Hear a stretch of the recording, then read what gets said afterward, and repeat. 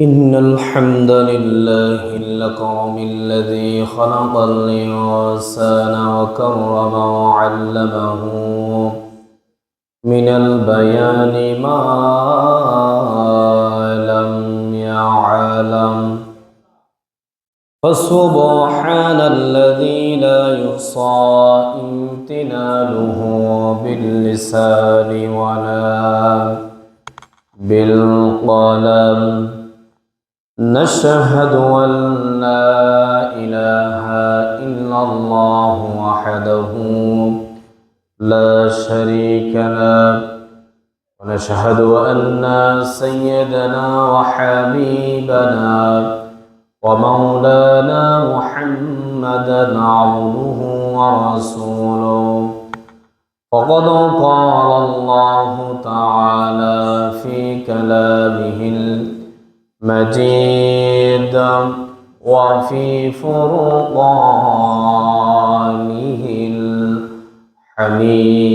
الحميد أعوذ بالله من الشيطان الرجيم بسم الله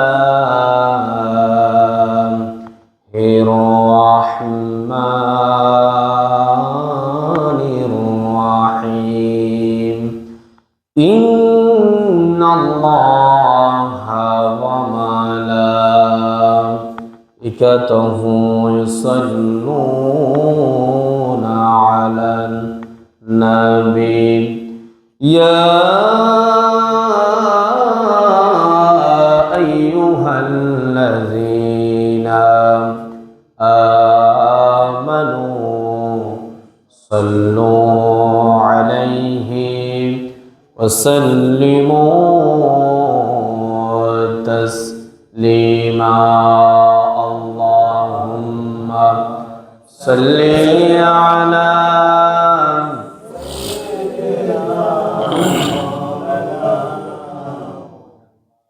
وعلى آل سيدنا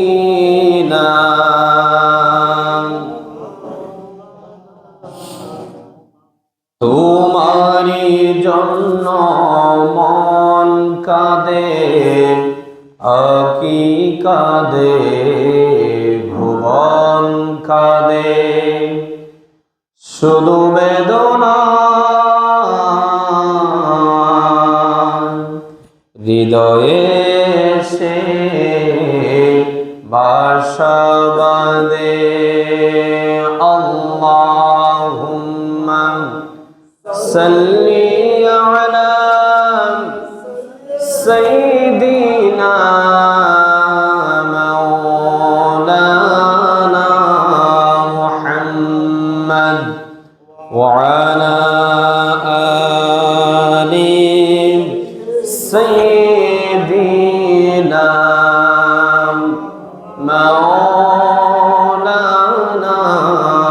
محمد بلغ العلا بكماله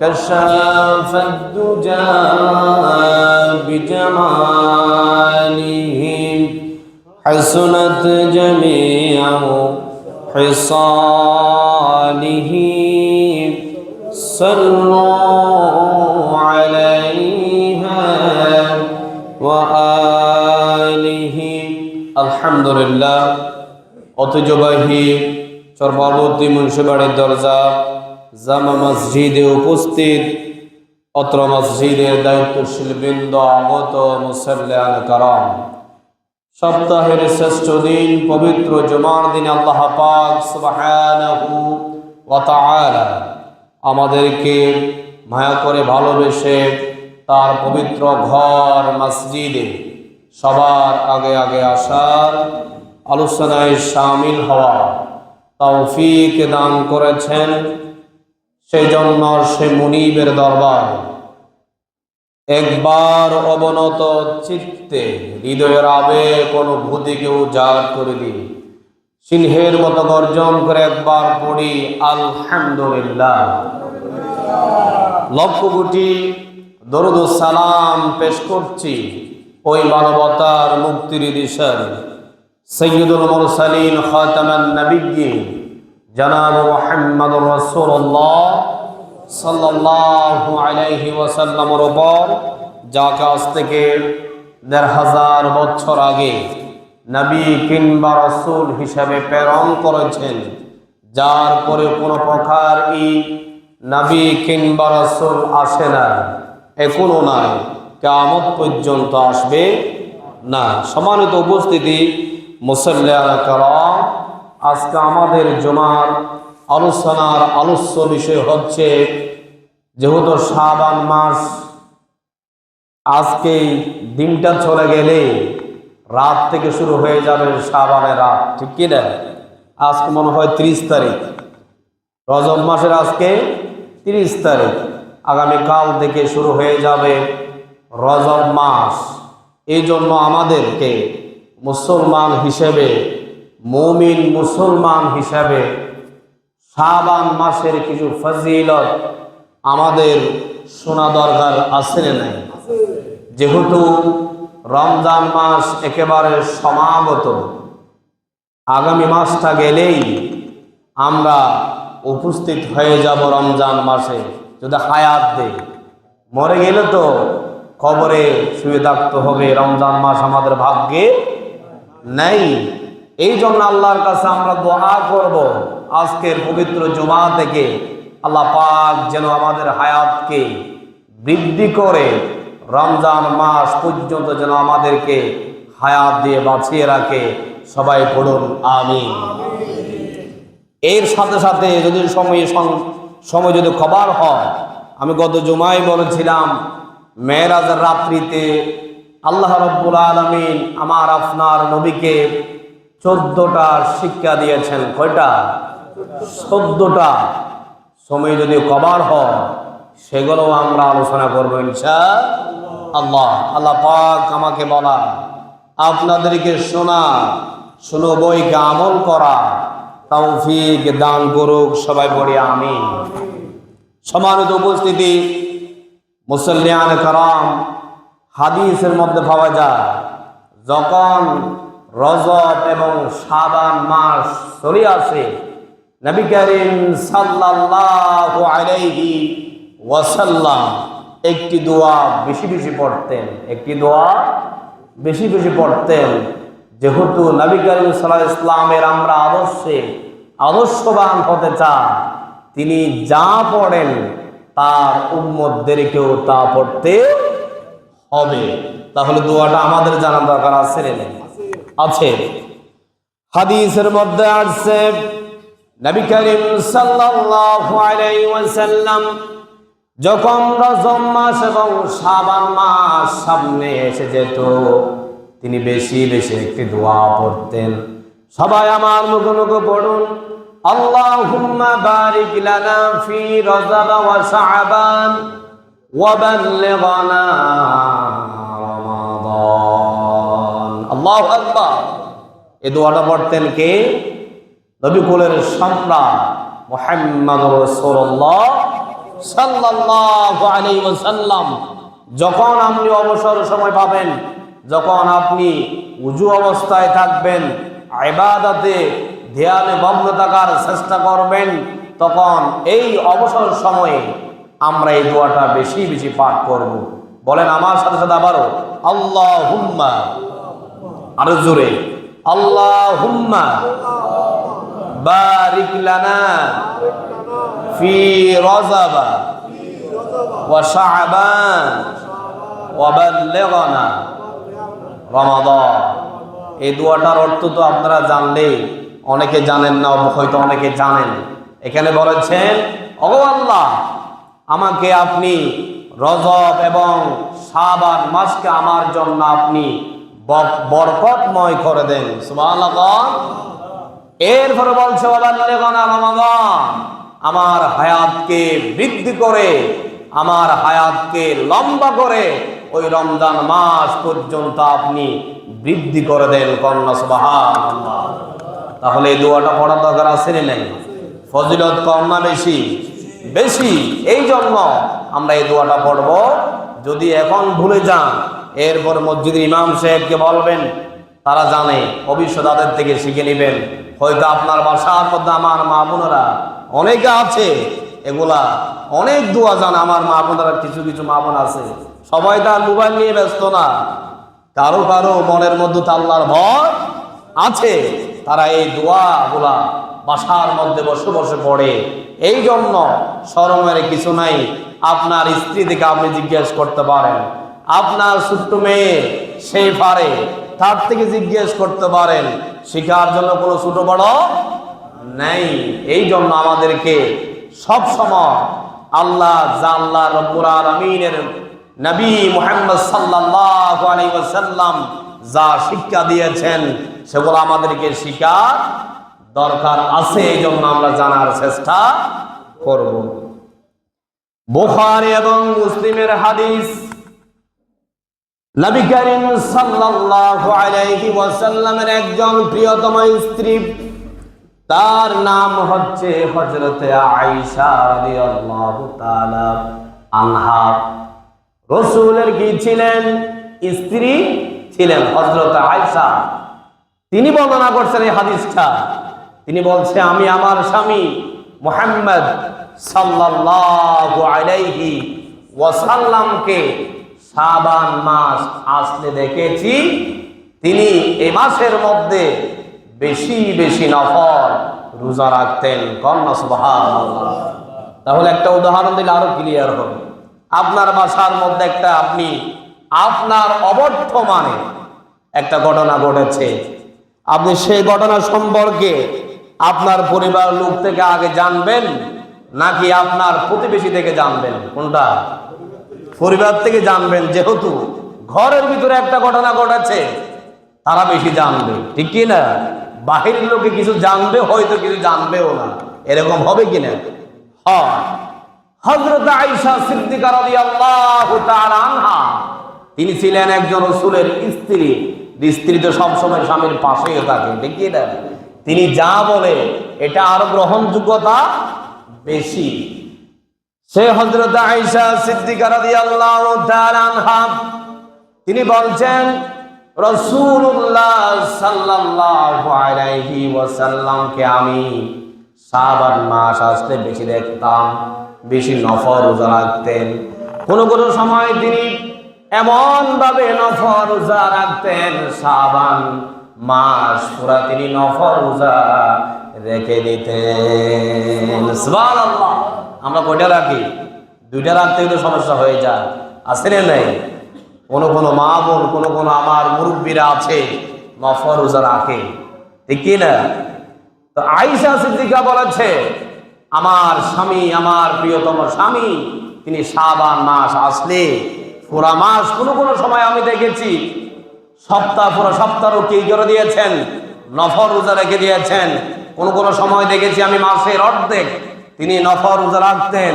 আর কোন কোন সময় আমি দেখেছি আমার প্রিয়তম স্বামী নবী কুলের সম্রাট মুহাম্মদ রাসূলুল্লাহ সাল্লাল্লাহু আলাইহি ওয়াসাল্লাম শাবান মাস পুরা রোজা রেখে দিতেন। কন্যা সুবহানাল্লাহ। তাহলে এখান থেকে শিক্ষা হচ্ছে, এই হাদিস থেকে শিক্ষা হচ্ছে, আমাদেরকেও শাবান মাস আসলে বেশি বেশি রোজা রাখা দরকার আছে। নফল রোজা, কি রোজা? নফল রোজা। আবার বাধ্যবাধকতা নাই, রাখতেই হবে এমন কোনো কথা নাই। আপনি রাখতে পারলে রাসূলের সুন্নাহ আপনি বেশি আমল করেছেন, ঠিক কি না? রাখতে পারলে কি ভালো, রাখতে পারলে কি ভালো। এই জন্য আপনি শাবান মাস আসলে বেশি বেশি নফল রোজা রাখার জন্য চেষ্টা করবেন।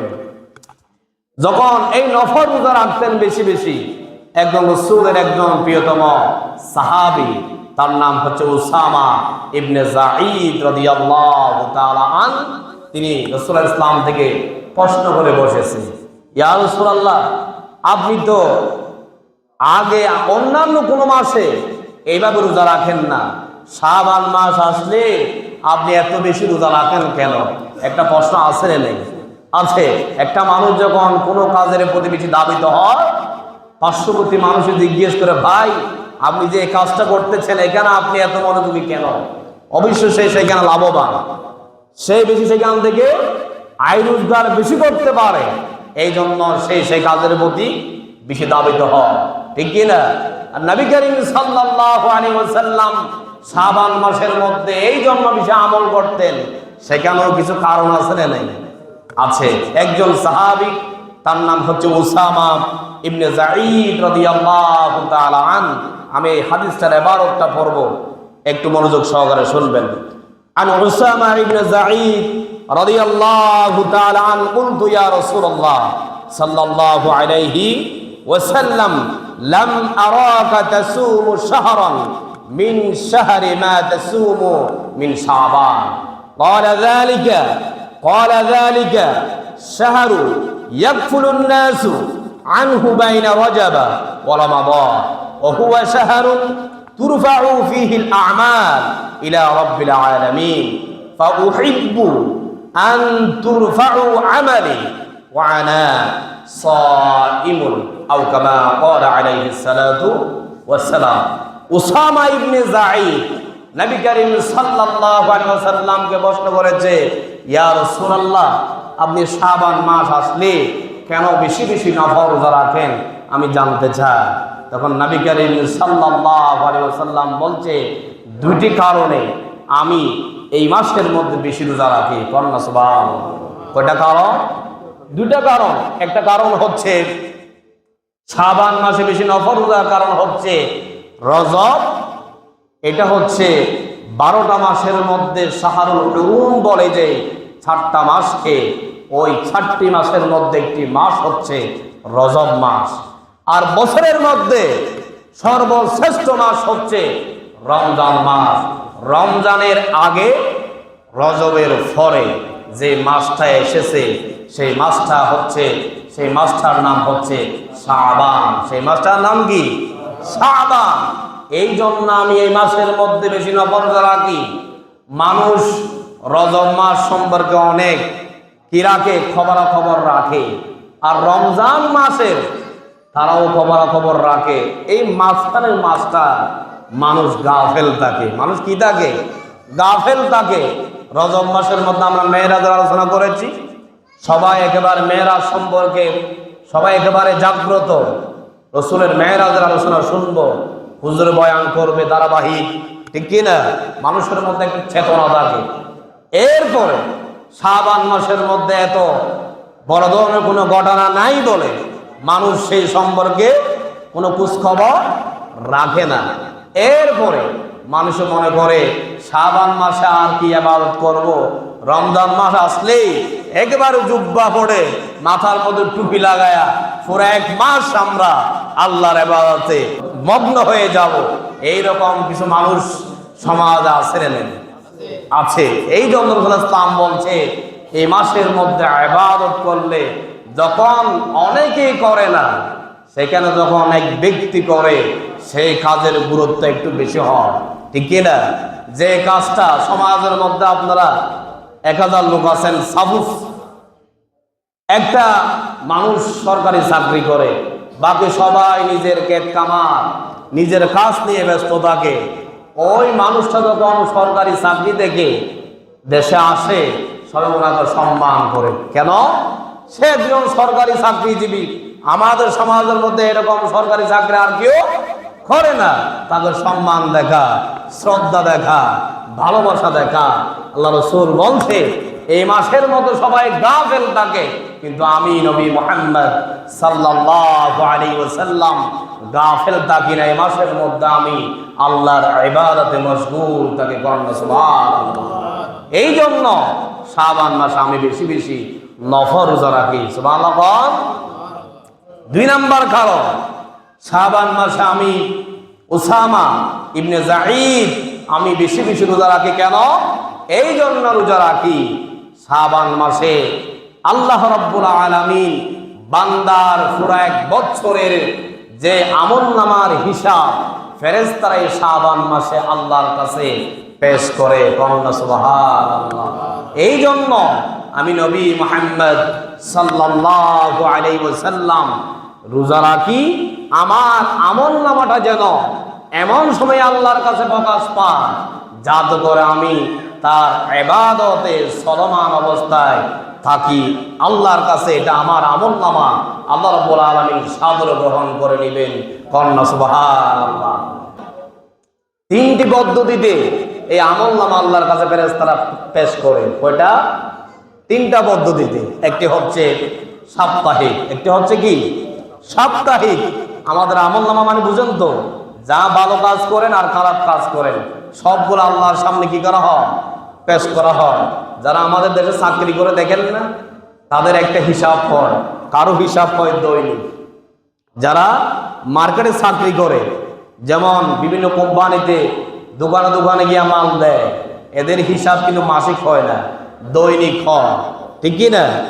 তো এই জন্য আল্লাহ রাব্বুল আলামিন বলছে আমি আমার বান্দাদের আমলনামার হিসাব তিনটা পদ্ধতিতে গ্রহণ করি। একটি হচ্ছে সকাল বিকাল, একটি কি সকাল বিকাল, আরেকটি হচ্ছে সাপ্তাহিক, আরেকটি হচ্ছে বাৎসরিক। সুবহানাল্লাহ।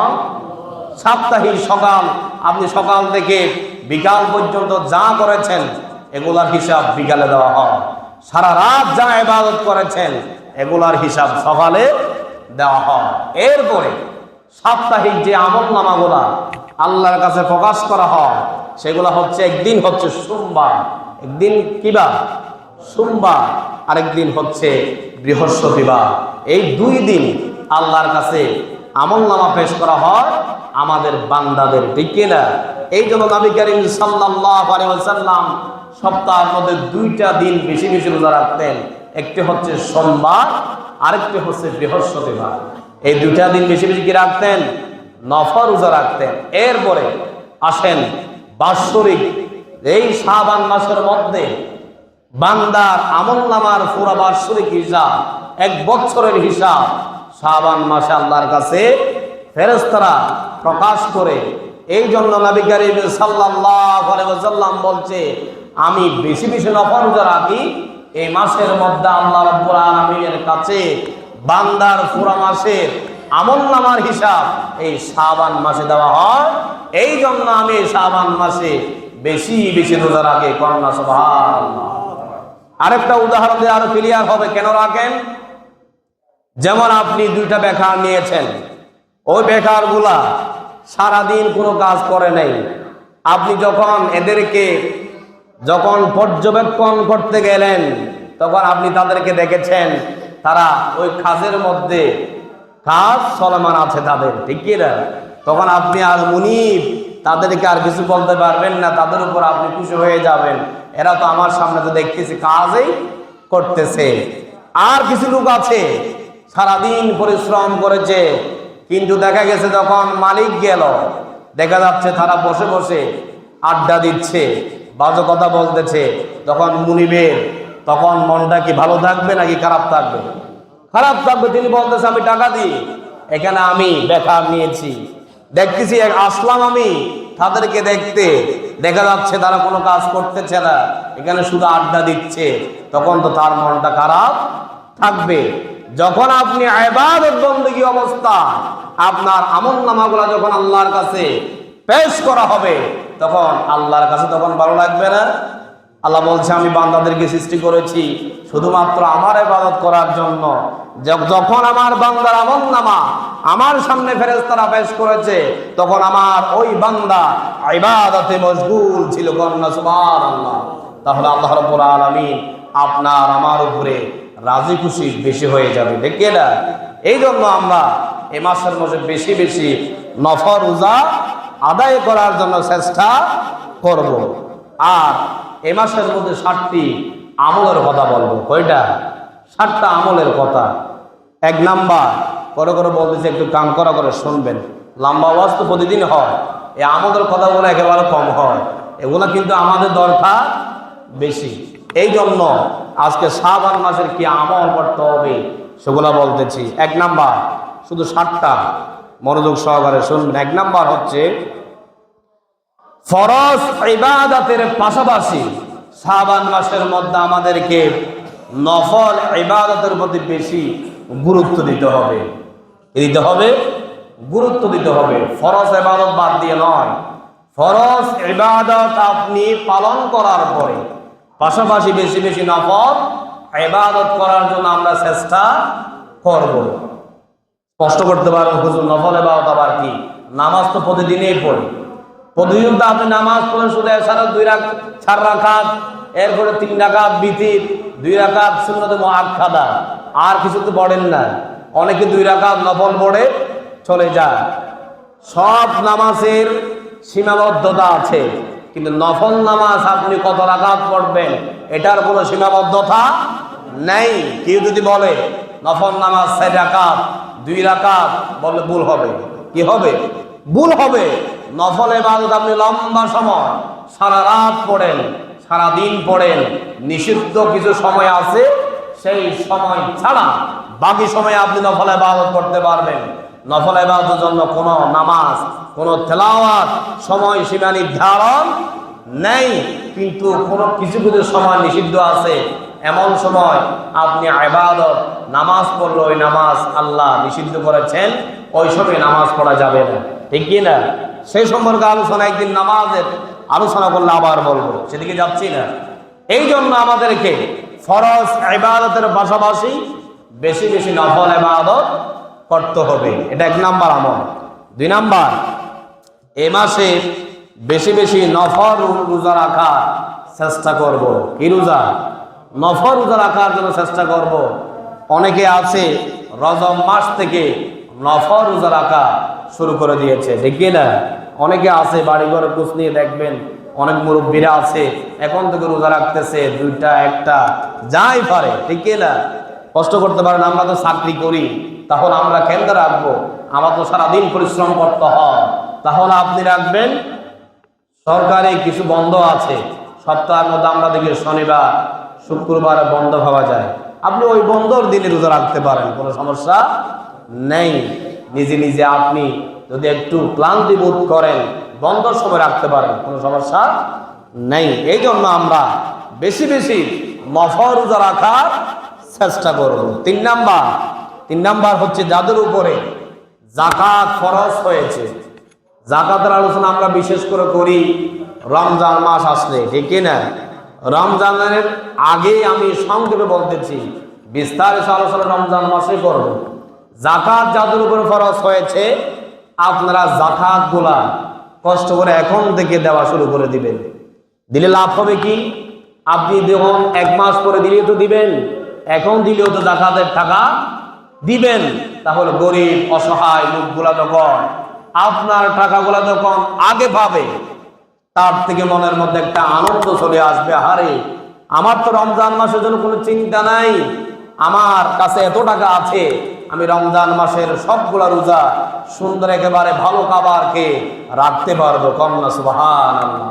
এই জন্য গরিবের তার চেহারাটাকে একটু আমরা উজ্জ্বল করার জন্য আমরা কি করব? যাদের উপরে যাকাত ফরজ হয়েছে, কার কত এসেছে, ইমাম সাহেবের সাথে যোগাযোগ করে শতকরা কত দিতে হবে, কি আসে বিষয়, আপনারা যাকাত গুলা এ মাসের মধ্যে দিয়ে দেওয়ার জন্য চেষ্টা করবেন। 4 নাম্বার, এখন থেকে রমজানের হিসাব করা শুরু করে দিবেন। রমজানের দিন গণনা করলে সওয়াব আছে না নাই? আছে না নাই? আছে। আমরা যুবকেরা আছি, মোবাইলের মধ্যে শুধু কোনানে একটা ঘটনা ঘটেছে, তাড়াতাড়ি 2 সেকেন্ডে ফেসবুকের মধ্যে লেগে দিই, চল পার্বতী অমুক জায়গা, অমুকের বউকে অমুকে মেরে গলা কেটে ফেলেছে, পা ভেঙে দিয়েছে, আমরা মুহূর্তের মধ্যে ফেসবুকে স্ট্যাটাস দিয়ে দিই, আছে না নাই? কিন্তু একটা যুবকের কাজ হলো, যদি মুসলমান হয়ে থাকে, তার যখন সামনে রমজান মাস সমাগত, সে প্রতিদিন ফেসবুকের মধ্যে স্ট্যাটাস দিবে, আগামী রমজান মাস আসতে মাত্র আর 30 দিন, এরপরে 2 দিন পর আবার দিবেন, আর মাত্র 27 দিন, আর মাত্র 15 দিন, এভাবে গণনা করবেন। প্রত্যেকটা গণনায় আল্লাহ পাক রব্বুল আলামিন আপনার আমল নামায় নেকি উঠাইয়া দিবেন। কন্যা সুবহানাল্লাহ। এই জন্য আমরা ফেসবুকের মধ্যে ভ্রান্ত কিছু না লেখে, অশ্লীল কিছু না লেখে, প্রস্থান না করে আমরা রমজান মাসের হিসাবটা লিখব, যেভাবে সওয়াব হয়, যে কাজ করলে সওয়াব হয়, সেটা আমরা করার জন্য চেষ্টা করব। এরপরে 5 নাম্বার হচ্ছে আমল হচ্ছে বেশি বেশি করে রমজান মাসের আলোচনা করবেন নিজেদের মধ্যে, ভাই ব্রাদারদের মধ্যে, পরিবারের মধ্যে, আপনার ঘরে এবং বাহিরে সব জায়গা রমজান মাস সম্পর্কে, ফজিলত সম্পর্কে যাই জানেন তাই আলোচনা করবেন, ঠিক কিনা? আলোচনা করলে সব আছে না নেই? আছে। এজন্য এটাও মাথায় রাখবেন। 6 নাম্বার হচ্ছে রমজান মাস আসার আগে পরিকল্পনা করবেন। পরিকল্পনা করলে কাজটা সহজ হয়ে যায়। যে কোনো কাজে আপনি ইনস্ট্যান্ট যখন আপনি হঠাৎ একটা কাজ করার জন্য সিদ্ধান্ত নেবেন, সেখানে ভুল হওয়ার সম্ভাবনা থাকে। আগে থেকে যখন আপনি একটা কাজ করার জন্য প্ল্যান করবেন, পরিকল্পনা করবেন, ওই কাজটা সুন্দর হবে, ঠিক কিনা? অনেকে আসে না দেখি, একটা বাড়ির কাজ করতেছে বা বিল্ডিং করতেছে, কোনো পরিকল্পনা নাই, হঠাৎ করে মন চাইছে আমি বিল্ডিং করে ফেলবো। কোনো কন্ট্রাক্টর যারা আছে বা ইঞ্জিনিয়ার যারা আছে তাদের সাথে পরামর্শ না করে কাজ শুরু করে দিয়েছে, ঠিক কিনা? তাহলে ওই কাজ দেখবেন সপ্তাহের মাথায় প্রত্যেকটা কাজের মধ্যে ভুল হবে, ভাঙতে হবে আর শুধু করতে হবে, ঠিক কিনা? আগে পরিকল্পনা না থাকার কারণে এই জন্য বলতেছি রমজান মাস আসার আগে আমাদেরকে বেশি বেশি পরিকল্পনা করতে হবে, কেমনে আমরা সুন্দরভাবে রোজাগুলা থাকবো, আমাদের আয় রোজগার কিভাবে আসতেছে, কোনো আমার টাকা আর আমার ছেলের টাকার কামাইয়ের মধ্যে আমার ইনকামের মতো কোনো হারাম টাকা আছে কিনা সেটা যাচাই বাছাই করা, কিভাবে আমরা বাজার সাজার করে খাবো, আমাদের এই রমজান মাসটা কিভাবে কাটবে সেটা আগে থেকে পরিকল্পনা করা। কি করা? আগে থেকে পরিকল্পনা করা। এটাই একটা আমল, এটাই কি একটা আমল। এরপরে 7 নাম্বার আমল হচ্ছে যাদের গত বছরের রোজা, ফরজ রোজা কাজা হয়েছে, এগুলা এই বছর রোজা আসার আগেই এগুলা আমাদেরকে আদায় করে দিতে হবে। আপনি বাকি রেখে আবারও কোনো দোকানে যদি আপনি বাকি চাইতে যান, ও কি বাকি দেবে? যেমন আমাদের দোকানের মধ্যে আমরা দেখি আপনি সেখান থেকে বাকি খান, পুরা বছর যখন 1 বছর হয়েছে সে একটা হালকাতা দেয়। কেন?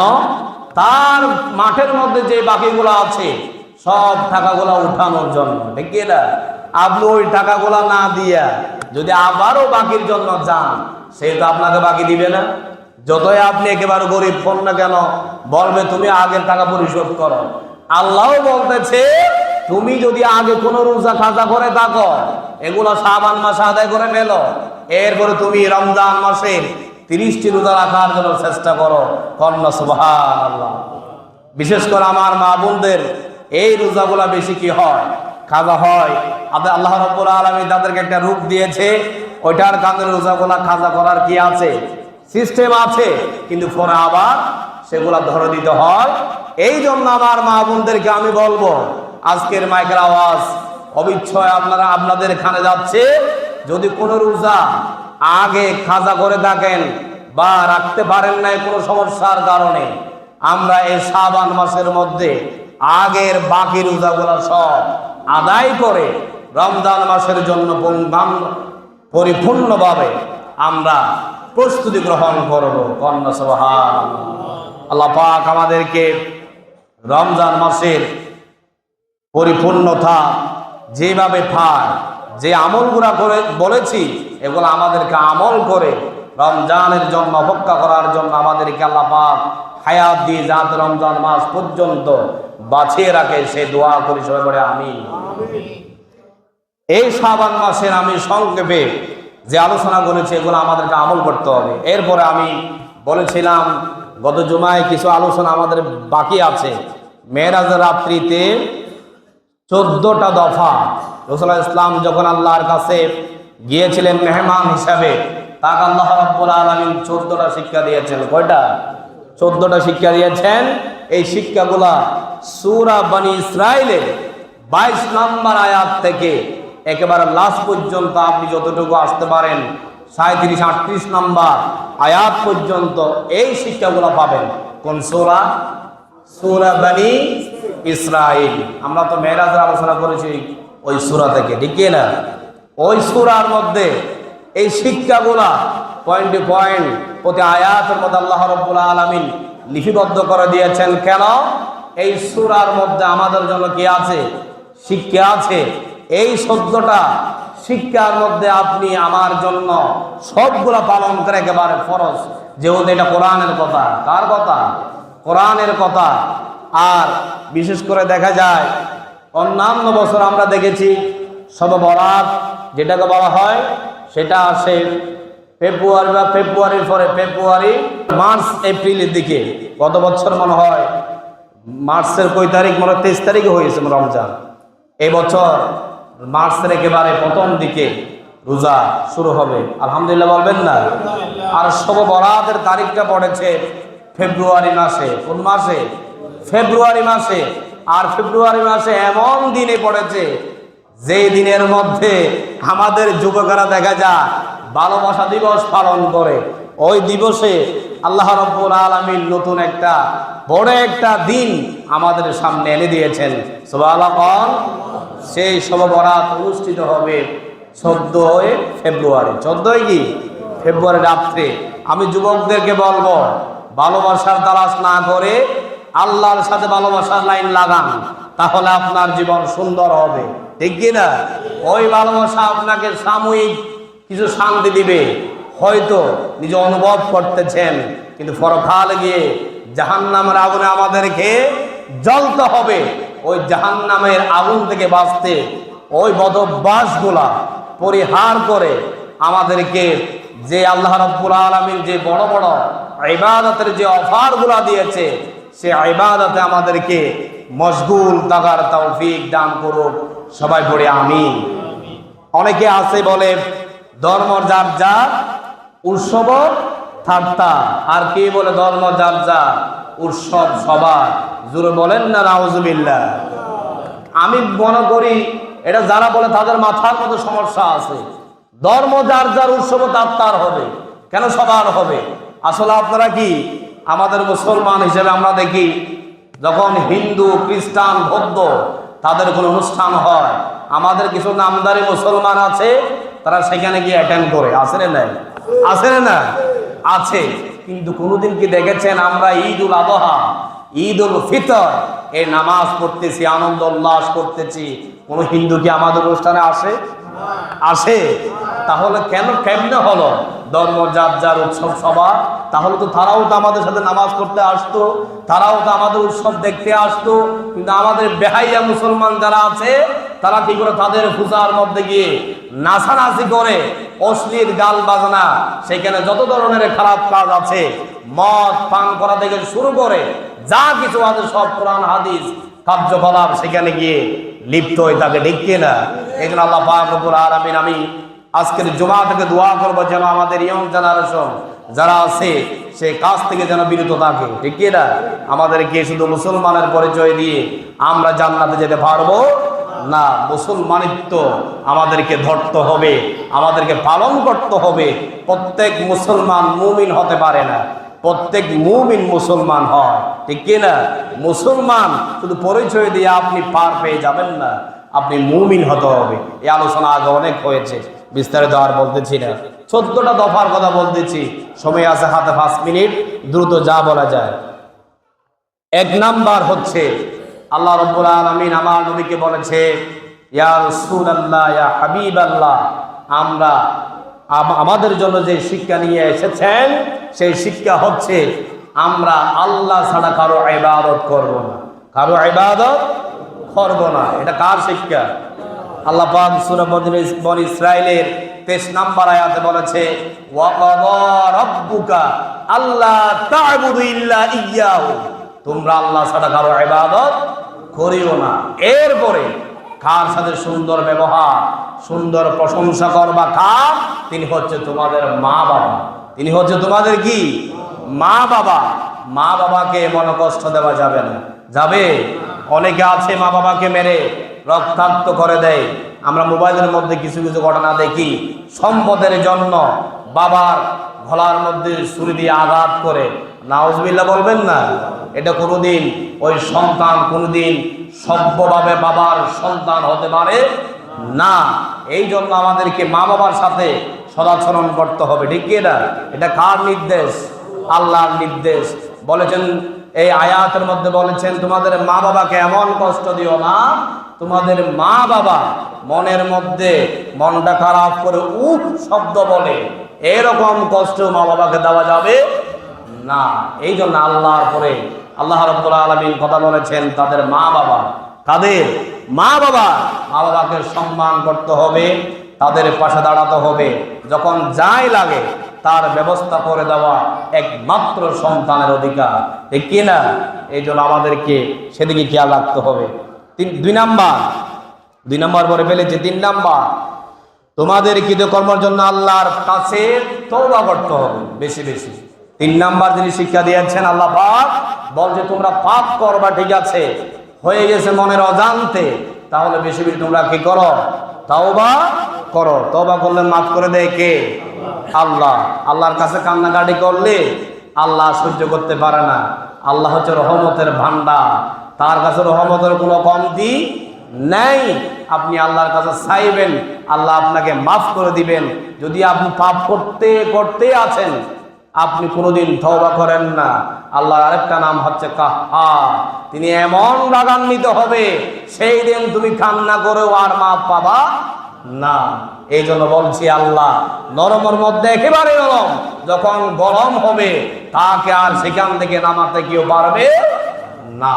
এই জন্য আমাদেরকে বেশি বেশি তওবা করতে হবে। 4 নাম্বার, আত্মীয় স্বজনকে তাদের অধিকার দিয়ে দিতে হবে। এটা কার শিক্ষা?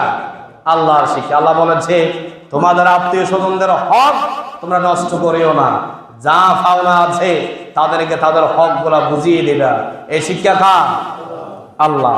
5 নাম্বার হচ্ছে অপচয় করিও না, অপচয়কারী হচ্ছে শয়তানের ভাই।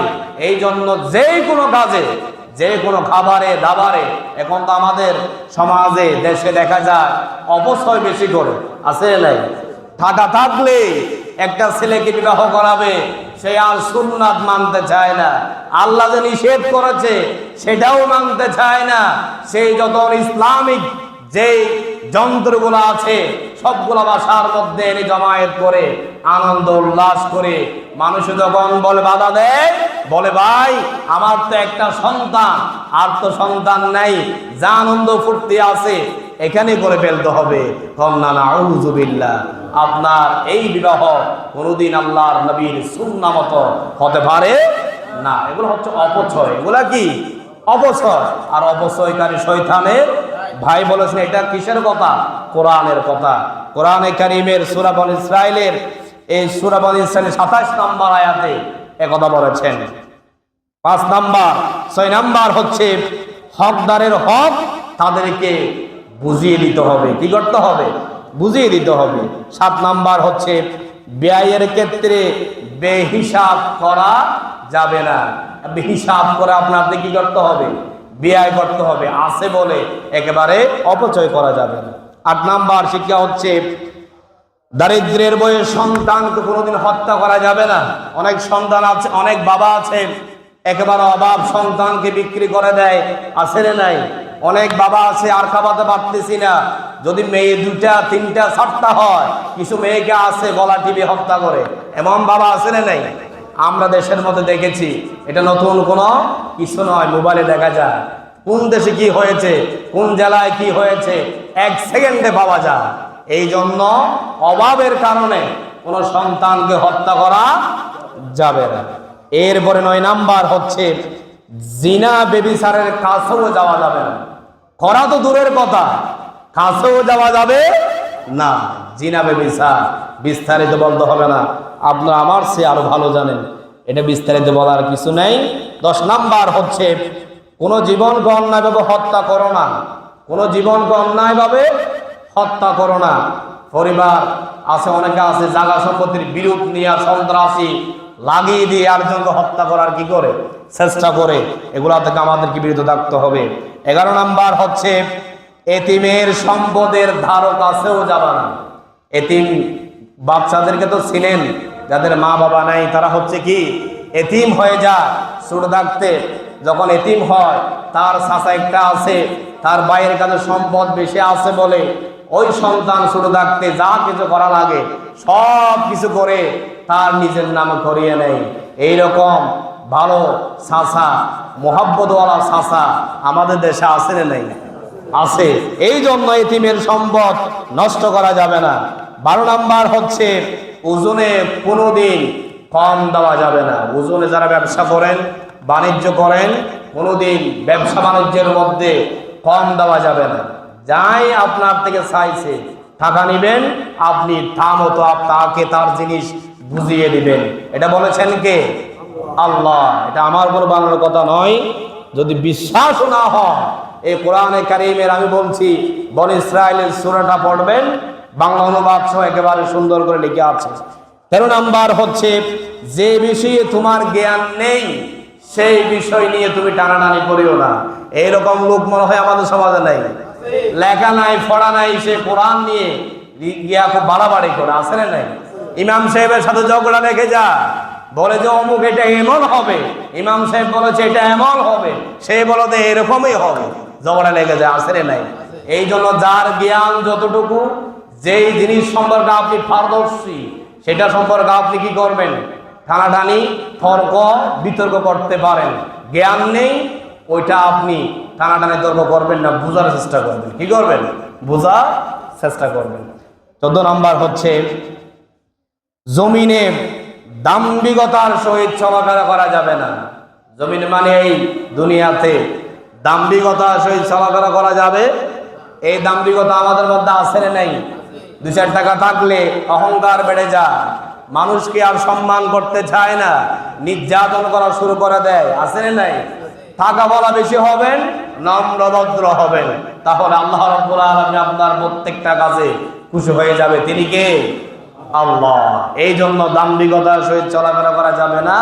এই শিক্ষা মেরাজের রাত্রিতে আল্লাহ রাব্বুল আলামিন তার আপন দুস্থ মুহাম্মদ সাল্লাল্লাহু আলাইহি ওয়াসাল্লামকে সেই শিক্ষা দিয়েছেন। এই 14টা শিক্ষা আমাদের মুসলমানদের উপরে মানা ফরজ। কি ফরজ? নফল মনে করলে হবে না। যা বলেছি আল্লাহ পাক আমাদেরকে বুঝার তৌফিক দান করুন। সবাই আমিন। হাযা মা ইনদি ওয়াল ইলমু ইনদাল্লাহ। আসসালামু আলাইকুম ওয়া রাহমাতুল্লাহ। আমাদের কাছে 2টা চিঠি আসছে, আমি তো কোনোদিন এগুলো পড়িও না, আজকে একটু বলে দিই। সরপার্বতী মুহাম্মদী হাফেজিয়া মাদ্রাসা আগামী 2রা ফেব্রুয়ারি তাফসির মাহফিল, প্রধান অতিথি ডক্টর আবুল কালাম আজাদ বাসার। এরপরে পাঠানতলা প্রবাসী সমাজের উদ্যোগে মাহফিল, সেখানে প্রধান বক্তা হিসেবে আসবেন মনোয়ার হোসেন মুমিন সাতক্ষীরা। যারা পারেন সবাই যাবেন। আচ্ছা, ইনশাল্লাহ নামাজের পরে।